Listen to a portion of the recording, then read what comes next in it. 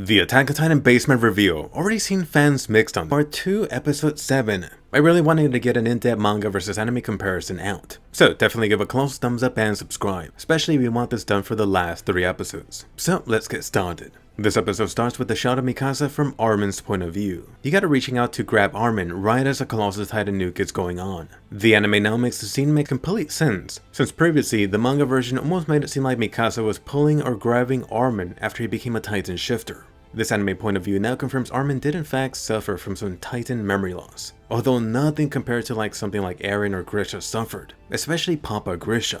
Armin in comparison simply forgot the entire takedown plan for the Colossal Titan and actually doing it. Just think back to Papa Grisha, he completely forgot about his past life, although that slowly returned. Keep in mind the key difference between Eren, Grisha, and Armin going into Titan mode was the injection, and I guess also their Titan. It is possible that the Race family had this Titan cocktail down to 99% pure, resulting in the least amount of memory loss. Grisha wasn't so fortunate to get some of the better Titan stash. Next up, that Titan dream state where you had the Colossal Titan being sad about how it hurts. Seems the Titan mystery has been confirmed. Who exactly was this thing? Well, it did in fact sound like a depressed Bert. The actual episode credits do in fact list Bertold as being present in this episode, so that pretty much narrows it down. This Colossal Titan head is really the only spot where Bert could pop up. And could you imagine how eerie would it be if all past Titan shifters have a chance to look back at the new user, maybe even constantly? Imagine how Grisha felt overseeing young Eren. By the way, slight change here with the anime never having the big guy's eye closed.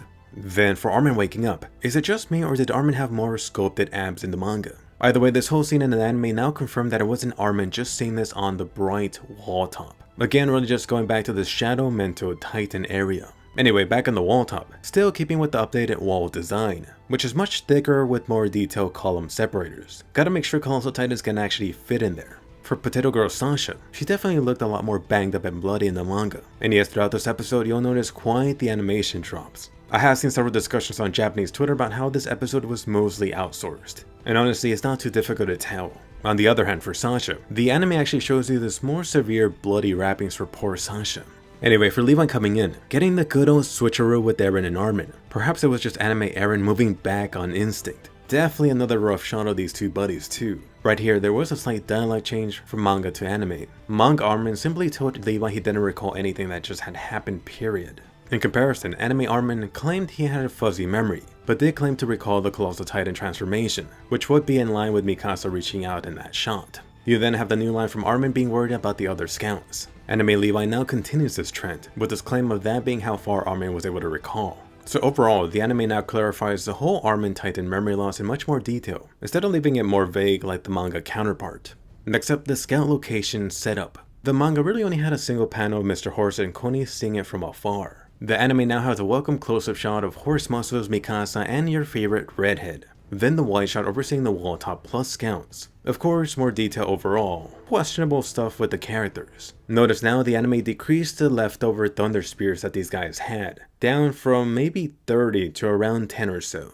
Throughout this whole scene, you definitely notice how Armin has been missing that shirt of his. So far you gotten to see Eren and Armin's abs, but still a no-go for Levi abs. I've actually seen several questions regarding this, the Armin part. Recall that going into Titan mode does randomly make you lose equipment or clothing. Even before this whole fight, Eren ended up losing his scout cloak after going Titan mode. For Armin, his shirt and jacket got absorbed into the Malice Titan, because of course you gotta keep the pants or something to cover the below part. And in case anyone is wondering about the scout jacket, I'm pretty sure that Eren lent Armin the jacket just to cover up. Next up is actually a great example of the anime elevating this shot by simply adding a background, compared to it being bright white. Even in the following shot, you have the anime adding Flock being Telescope Boy in the back, plus some scout equipment. Nice touches like this do seem small, but they do bring more life into the scene.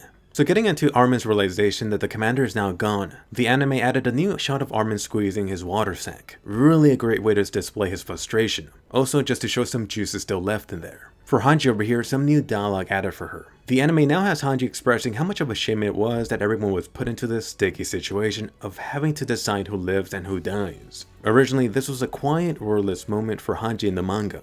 And next up, you have some dialogue cut for Hange. When Hange's talking to Armin about how he now has to bear the legacy of Erwin's life and the Colossal Titan power, the manga had a little bit more from Hange. She told him that humanity as a whole would be expecting a lot more from Armin due to this. It really seems like the anime made Hange seem a lot more sincere in this moment, especially considering how much Armin had to take in at this point. This right here shows the more developed Hange too, much less crazy compared to season 1 Hange. Oh, but don't let this distract you from anime Hange gaining that incredibly sharp nose. That could slice up a titan. Next up, that completely new anime scene, the basement shot. You got a voiceover here from Papa Grisha telling Eren how he will show Eren the basement after doing his doctor business. This is followed by a scene of younger Eren looking down with the short-haired Carla. Originally, I first thought this was anime original, but technically it's not. The anime showed this shot later when they were trying to move the boulder over the basement opening. This whole scene really just doubled down why Carla and Eren stayed out of that super important basement. I always did wonder how much Carla knew, or if she ever suspected anything. But from everything you know so far, Carla died without knowing anything. So hey, a parallel with Erwin's recent death. Next up, another anime original shot of the scouts flying down. You really have to not think about how the hell they would survive the descent. Even Captain America would go splatter.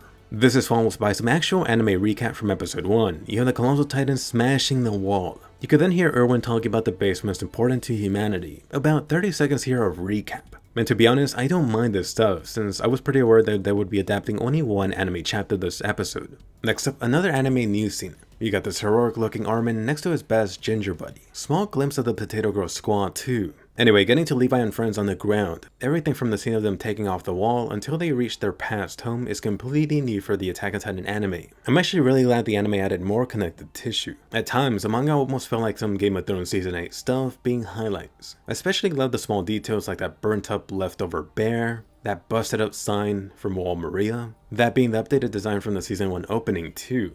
The best part here was briefly seeing young Eren and Mikasa running down these streets. This whole marketplace and town was super lively once upon a time. That season 1 music choice here in the background definitely hammered down that nostalgic feeling even more. There's a good chance most of the people here either passed from the initial warrior attack, or following the chaos after their lovely government forced thousands of people outside of Wall Rose. Recall that? There's even a shot of a flower. Attack on Titan definitely loves to be eco-friendly, but really in its own way showing that there's still some form of life still remaining. There's even this Levi reflection shot on some broken windows. I'm definitely a sucker for some glass or water animation done like this. Then you got this amazing attention to detail. You got Eren and friends getting to this area. You should recognize this. This was that location where Eren and Reiner round 2 took place. Notably, the peak is broken off here. If you look back at the Titan toss-up, you could actually notice the exact moment where the Armored Titan's thick ass broke the tip of this exact pillar. For the Uncle Hannes callback, they were also consistent with Hannes' buddies from the first Attack on Titan episode. The only curious part is that you have Eren recalling Hannes as his buddies with the 3D maneuver gear equipped. That was not the case back in the first episode. But hold up, Hannes and friends were actually fully equipped in the manga version, Attack on Titan Chapter 1. So throughout this, I've got to actually use some less Season 1 scenes and more original Season 3 stuff, but I still enjoyed the literal walk down memory lane. Eren and Mikasa slowly walking to their home really helped to cement the weight and impact for them, especially back to their home 5 years later after the Warrior Titan attack. An interesting shot that followed was the white birds and green scenery on the boulder. 2 white birds, the white meant to represent life. So perhaps a parallel for Grisha and Carla looking over the spot, or really just for Eren and Mikasa coming back. Next up, that old moldy shoe, notably very green and more flowers in the shot. I've actually seen some confusion about this. Some people think that Mikasa lost her shoe in episode 1. Actually had to double check the Attack on Titan episode 1 and chapter 1. There, Mikasa never actually loses anything. Although Mikasa is seen losing a different style shoe in the Attack on Titan season 3 opening. That was most likely referencing this very shoe. Anyway, some more anime only stuff. Mikasa and Eren scavenging some silverware. It does feel a little bit randomly added, but to be fair, this stuff does hold past memories for them, especially if they ever helped Mama Carla clean up. Next up, surprisingly something cut out, which would have been the whole episode 1 scene of Carla and Grisha fighting out about Eren wanting to go outside. Grisha asking why Eren wanted to go beyond the wall, and then Eren proclaiming that he wanted to know what was on the outside. It feels like the access from the anime just to keep the basement scene mostly quiet until Eren realized his key didn't fit inside the hole. For the actual basement key, still in line with that upgraded anime design. You've definitely seen this key being sold, especially for things like Attack on Titan keychains. And for the lock, now a little bit bulkier. Getting into the basement, I love that transition with the ignited flames. It really reminds me of Erwin doing something similar while being locked up. In the actual basement, the anime kept the small details intact, even giving you that close-up shot of the books and supposed medicine. I did notice the removed bottle of liquor below Grisha's desk. The anime now gave some new dialogue to Hange. She noted how this dump looked like a lab. Eren added and made it clear that Papa Grisha was always mixing some batches of medicine down here. Right, medicine. Keep in mind, Grisha did have to develop some Titan juice at some point. As for Levi bringing up the interior military police here, this really might have shown how lazy those guys were, or just have gotten over the past years. Oh, and nothing looks suspicious? Back to playing cards and drinking. Or in Kenny's case, building some followers and looking for that Titan power. Next up, that new Mikasa scene. The anime now has her dropping that cup, which helped her find the actual key slot. The more important shot here being a young Mikasa and Papa Grisha moment, plus a smile from present-day Mikasa. Aw, the sweet memories. I really wish Attack on Titan could somehow add more to this. Some of the stuff we saw in Mikasa Lost Girl story OVA was a nice touch. I really wouldn't mind seeing another OVA special with them just living this normal day inside of the walls before the attack. Just bundle it with some Attack on Titan volume. Anyway, back to the walled off home. Time to celebrate. The anime notably added a still shot of the reporter guys. The kids in the back also have some Wings of Freedom flags. I definitely need one of those. On the wall top, you can see some people helping out Sasha. This included some white-haired individual for the anime. Oh my god, Rico is back. It's one of those blink and you'll miss it cameos. For the guys on the top here, I guess someone let Eren borrow one of the Survey Corps capes, just so they could pose to the crowd. Notably, you can see them tightly holding the 3 books. Anyway, back to the basement scene. You got Eren and friends discovering that photo. And it's funny because I have seen some confusion over this too. People asking why Grisha would have to clarify this being a photograph. That technology doesn't exist at this point. That was supposed to be one of the major takeaways of this scene. Anyway, look at the family photos side by side. Pretty accurately done. Oh, too bad there's no color. Damn these dark ages. Newly added for the anime was a close-up shot of the picture, so I think this pretty much gives it away if it hadn't already. You can see a young Grisha plus 2 mystery extras. Over this, you could hear that line from Grisha about hopefully a fellow patriot finding this treasure. Humanity has not perished. And this right here is when Attack on Titan changed forever for anime-only people. Next up, getting into the juicy Grisha flashback post-credit scene. I'm so super surprised they included this. This is actually the start of the next chapter, chapter 86. And I could really see them starting the next episode with this scene. This whole ending scene was actually outsourced and done by this anime studio called Dior Shitagio, and it's honestly some of the better stuff seen this episode. Of course, the major thing you'll notice right away is the armband. At first glance, it looks like they changed it a little bit. Now it's more brownish and the colors are toned down. Gabby has been seen wearing one of these in the covers. There, this thing was bright yellow.